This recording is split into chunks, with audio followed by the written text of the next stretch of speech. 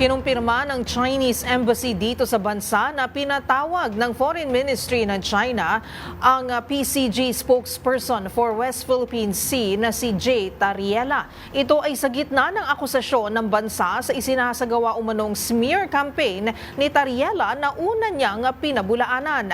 Ang buong detalye sa report ni Dustin Bayog. Pinatawag ng Foreign Ministry ng China ang tagapagsalita ng Philippine Coast Guard o PCG para sa West Philippine Sea na si Jay Tariela. Ito ang nilabas na pahayag ng Embahada ng China dito sa bansa, bunsod umano ng tinatawag na smear campaign ni Tariela laban sa China, kaugnay pa rin sa mga agresyon nito sa West Philippine Sea.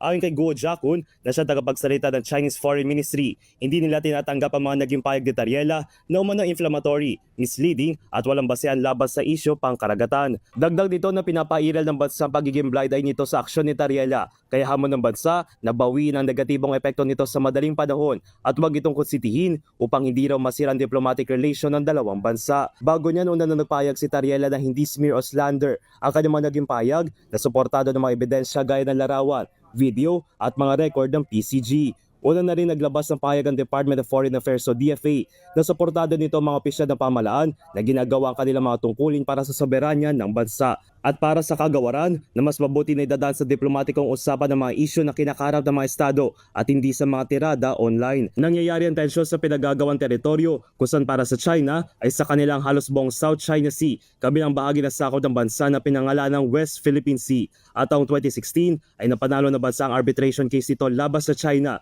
na hanggang sa ngayon ay hindi pa rin ito kinikilala. Para sa MBC TV Network News, ito si Dustin Bayog ng DZRH TV. Una sa Pilipinas, una sa Pilipino.